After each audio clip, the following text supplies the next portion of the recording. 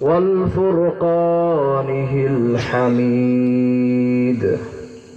أعوذ بالله من الشيطان الرجيم. بسم الله الرحمن الرحيم.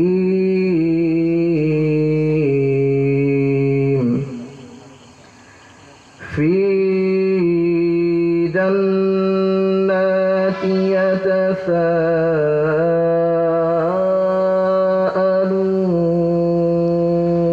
يتساءلون عن المجرمين. ما سلككم في سقر؟ قالوا لم نك من المصلين ولم نك نطعم المسكين وكنا نخوض مع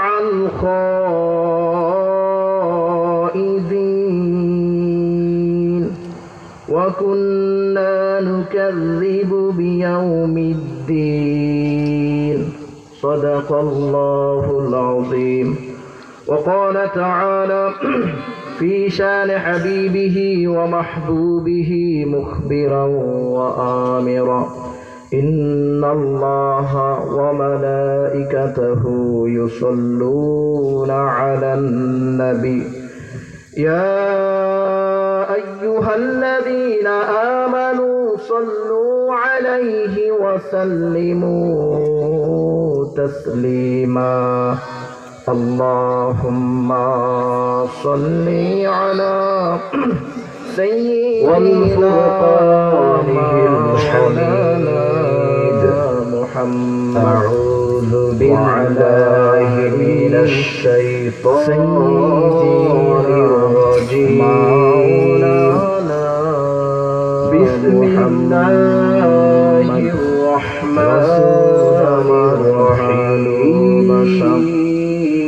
رسول مارالو عشم في رسول مردن بالله يتساءلون رسول مركز كرمه عن المجرمين. اللهم ما سلككم في سقر؟ قالوا لم نك من المصلين وعلى آله ولم نك نطعم المسكين وكنا نخوض مع الخائضين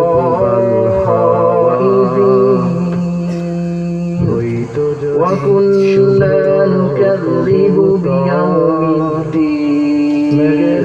صدق الله العظيم. وقال تعالى في شان حبيبه ومحبوبه مخبرا وآمرا: إن الله وملائكته يصلون على النبي يا أيها الذين آمنوا صلوا عليه وسلموا تسليما. سيدنا صل على سيدنا وعلى آل سيدنا وعلى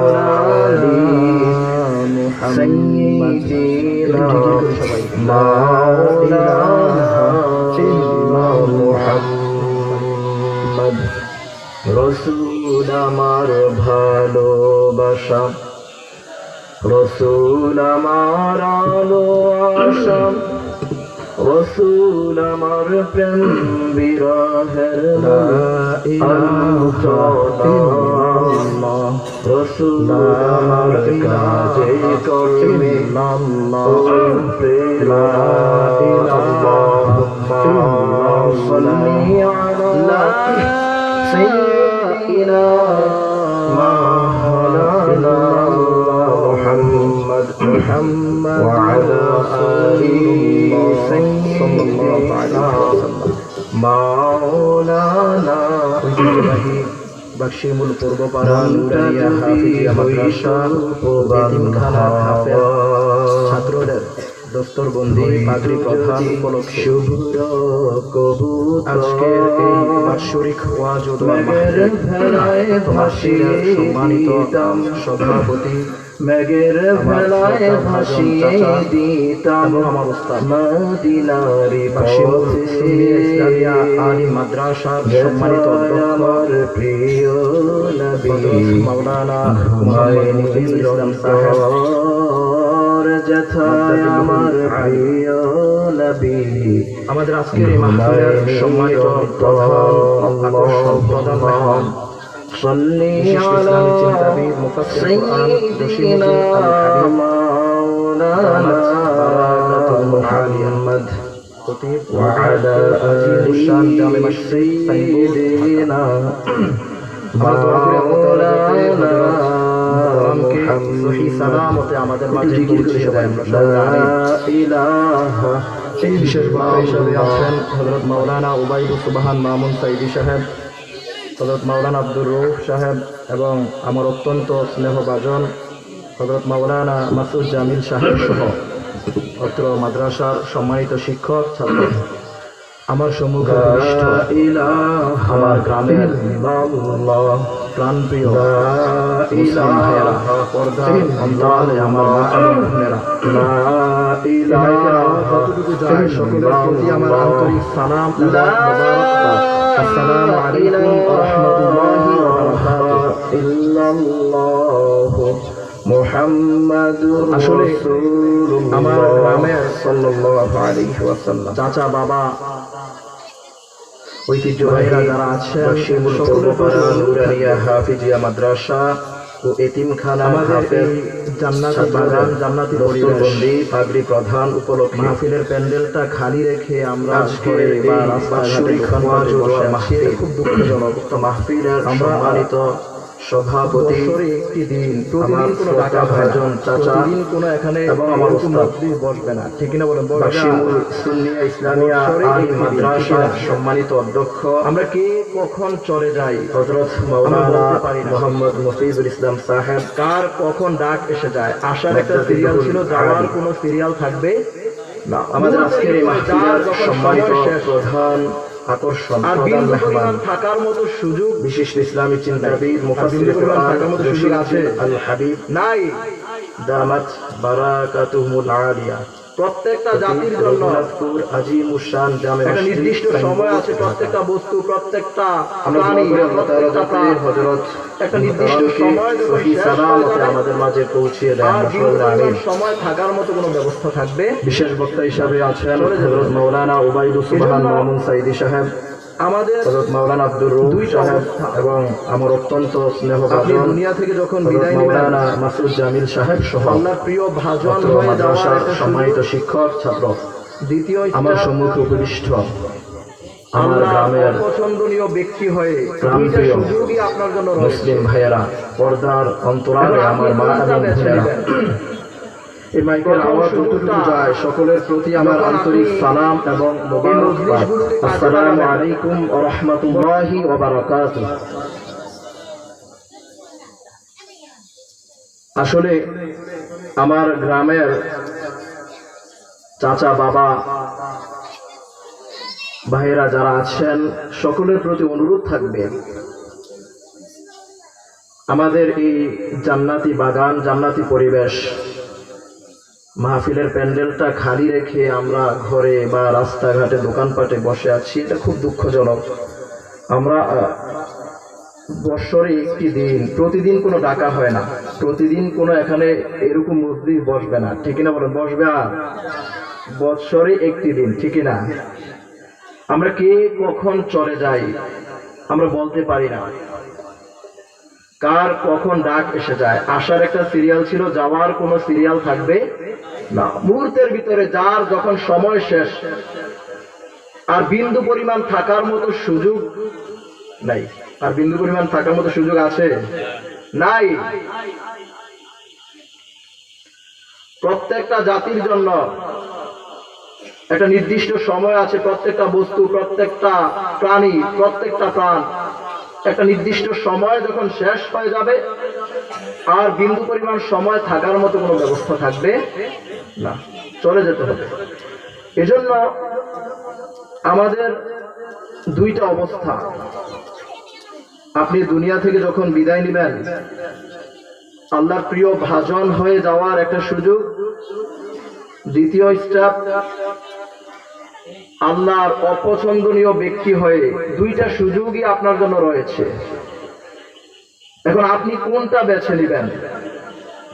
প্রথম সুযোগটা, যখন আপনি এই মজলিসগুলোকে কাজে লাগাবেন, বছর একটি দিন আজকে বসলেন, হতে পারে এর উসিলায়, এখানে বসার উসিলায় আল্লাহ আপনাকে মাফ করে দিতে পারে, আমাকে মাফ করে দিতে পারে। তো এজন্য এই সুযোগগুলো কাজে লাগিয়ে আল্লাহর হাবিবের আদেশ নিষেধগুলো মেনে চলার মাধ্যমে যখন একটা জীবন আপনি পরিচালনা করবেন, আপনার যখন শেষ সময় চলে আসবে, মৃত্যুর ফেরেশতা যখন আপনার সম্মুখে আসবে, আসার পরে আমরা প্রত্যেকেই দেখে ভয় পাবো, কিন্তু ওই মৃত্যুর ফেরেশতা আপনাকে আমাকে আশ্বস্ত করবে, মাথার পাশে ভাবে হাত বুলিয়ে দিয়ে বলবে, ইয়া আইয়াতুহান নাফসুল মুতমাইন্নাহ ইরজিই ইলা রাব্বিকি রাদিয়াতাম মারদিয়াহ। আমাকে যখন আমরা আল্লাহর হাবিবের হুকুম আহকামগুলো মেনে আমার জীবনটাকে পরিচালিত করব, এই গুরুত্বপূর্ণ মাজলিসগুলোতে যখন আমরা বসবো, আমাদের ওই মৃত্যুর হালতটা এমন হবে। আবু দাউদ শরীফের হাদিসের ভিতরে আল্লাহর হাবিব সাল্লাল্লাহু আলাইহি ওয়াসাল্লাম বলেন, সাহাবী ইন্তেকাল করেছেন, কবরের পাশে আল্লাহর হাবিব বসা, অন্যান্য সাহাবীদেরকে বলতেছেন এই ঘটনা, এটা মুসলিম শরীফের ভিতরে এসেছে। আল্লাহর হাবিব বলেন, ও আমার সাহাবীরা, এই যে অবস্থাটা, সাহাবীরা আল্লাহর হাবিবের কথা শোনার জন্য উৎসুক হয়ে গোল ধরে বসে গেল।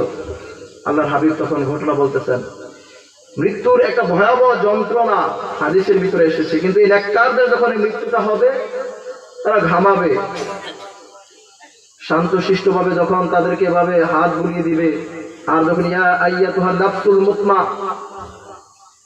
হে সন্তোষ ভাজন আত্মা, যখন ডাক দিবে, আল্লাহর সন্তুষ্টি, আল্লাহর ক্ষমা, আল্লাহর সন্তুষ্টির দিকে বের হয়ে আসো, যখন বলবে, আত্মা সাথে সাথে বের হয়ে আসবে। কেমন ভাবে?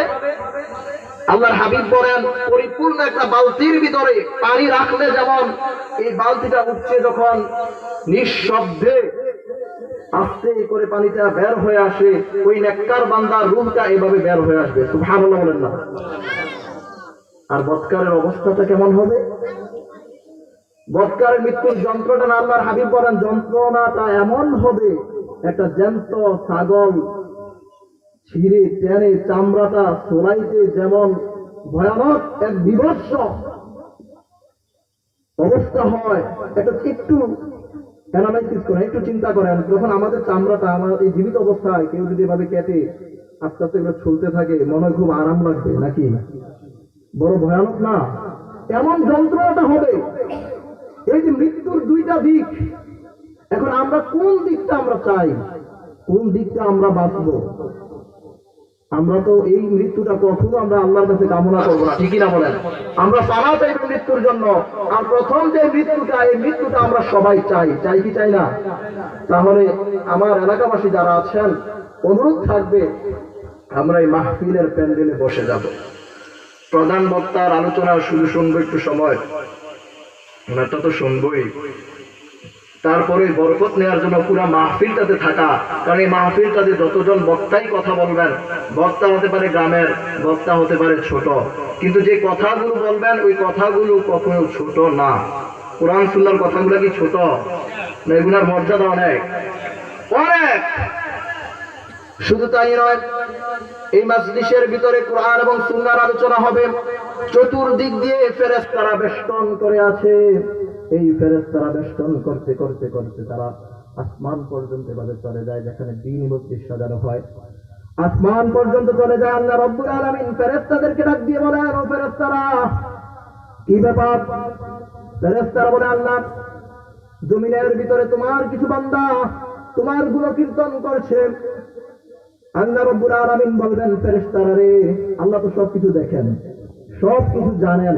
তারপর আল্লাহ, ও ফেরেশতারা, যে বান্দারা আমার গুণকীর্তন করছে, যারা এখানে বসে রয়েছে, দুনিয়ার সমস্ত কাজ ছেড়ে দিয়ে আমি আল্লাহর গুণকীর্তন শোনার জন্য এভাবে বসে আছে, তারা কি আমি আল্লাহকে দেখেছে?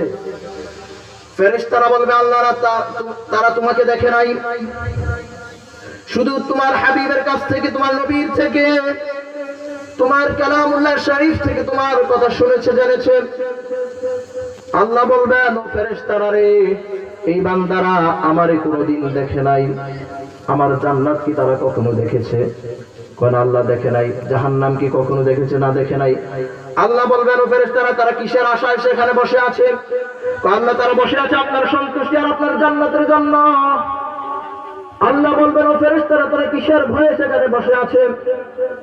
ফেরেশতারা বলবে, আল্লাহ, তারা তোমার জাহান্নামের ভয়ে সেখানে বসে আছে। আল্লাহ তখন বলবেন, ফেরেশতারা, জাহান্নামের শাস্তি তারা কি কখনো দেখেছে?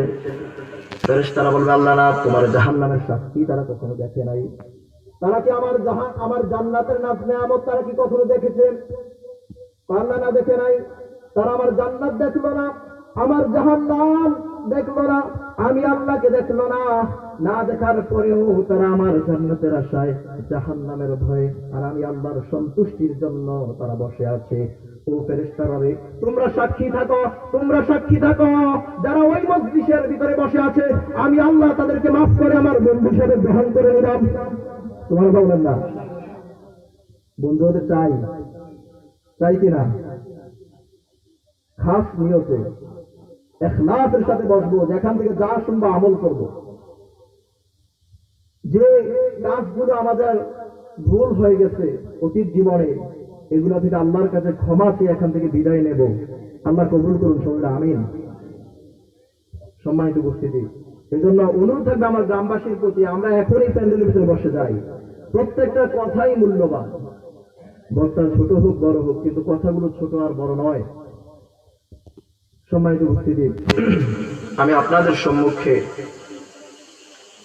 কালামে হাকিমের ৭৪ নম্বর সূরা, সূরাতুল মুদ্দাসসির, সূরাতুল মুদ্দাসসির, আল্লাহর হাবিব সাল্লাল্লাহু আলাইহি ওয়াসাল্লামের গুণবাচক নাম সমূহের মধ্যে একটি নাম, যে নামে আল্লাহর হাবিবকে আল্লাহ রাব্বুল আলামিন সম্বোধন করেছেন। সুবহানাল্লাহ বলেন না। এই সূরাতুল মুদ্দাসসির ২৯ নম্বর পারা, ১১৪টি সূরার ভিতরে ৭৪ নম্বর সূরা।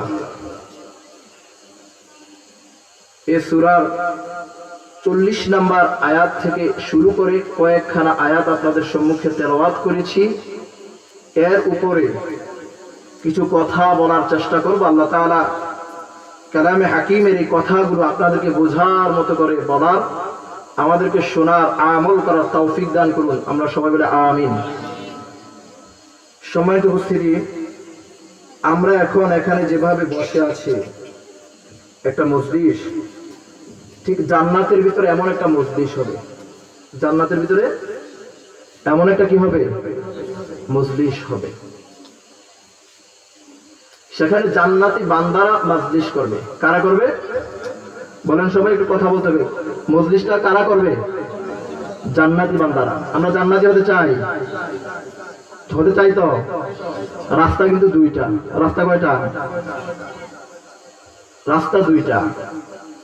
আর দুইটা রাস্তা সম্পর্কে আমরা সবসময় আলেম ওলামাদের থেকে শুনে থাকি, আমরা অনেক আলোচনা শুনি, কিন্তু আমরা শুধু মানার বাকি, মানার মতো, শুধু মানার মতো মানা কি বাকি। জানি মোটামুটি, অল্প হোক বেশি হোক জানি, শুধু মানি না। শুধু কি মানি না। সম্মানিত উপস্থিতি, আল্লাহ রাব্বুল আলামিন এই কুরআনুল কারীমে বলেছেন, আমি আমার বক্তব্য না, এটা আল্লাহর বক্তব্য। আল্লাহ বলেন, বান্দারে, আমি তোমাদের জন্য দুইটা রাস্তা দিলাম। ফারিকু ফিল জান্নাতি ওয়া ফারিকু ফিস সাঈর। আল্লাহ বলেন, বান্দা, আমি তোমাদের জন্য দুইটা রাস্তা দিলাম। ফারিকুন ফিল জান্নাতি ওয়া ফারিকুন ফিস সাঈর। একটা হচ্ছে জান্নাতের রাস্তা আর একটা হচ্ছে জাহান্নামের রাস্তা। এখন কোন রাস্তাটা আমরা বেছে নেব? এখন এটা আমাদের বিষয়, আমরা চিন্তা করতে হবে আমরা কোন রাস্তায় চলছি।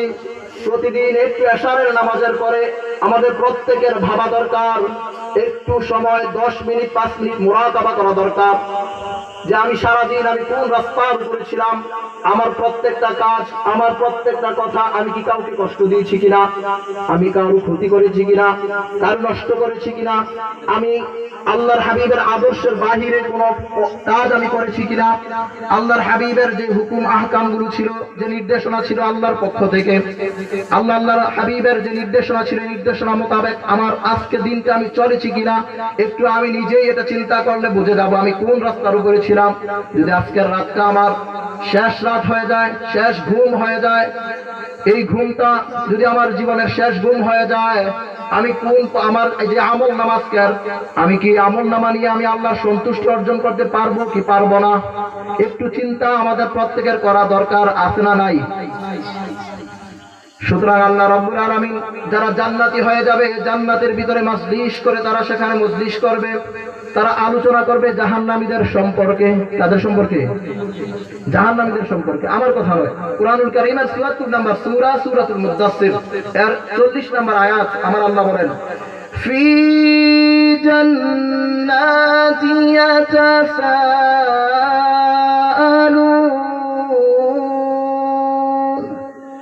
আনিল মুজরিমিন।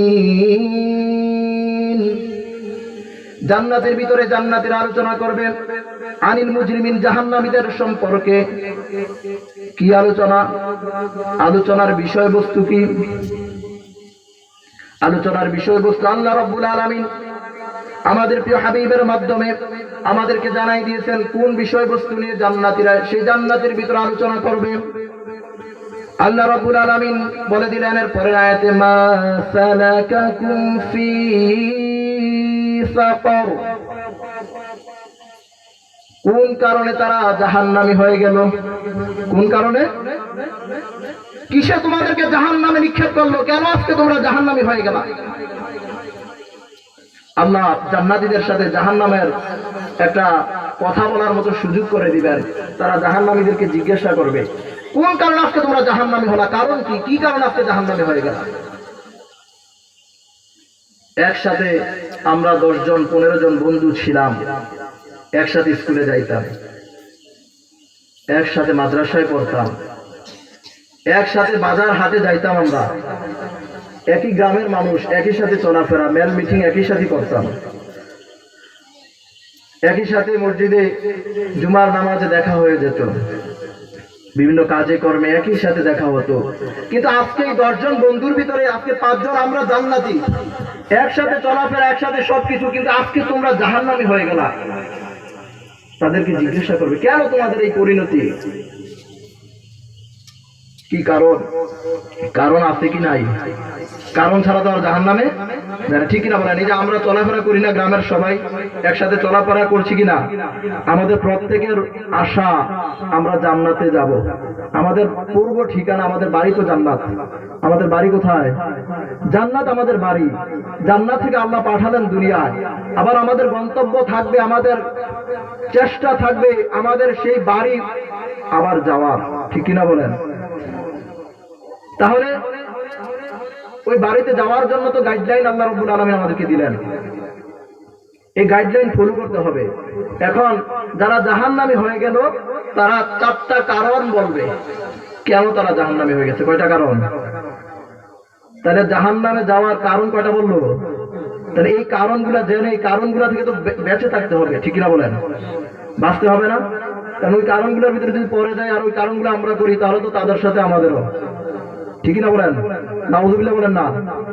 আমরা কি যেতে চাই জাহান্নামে?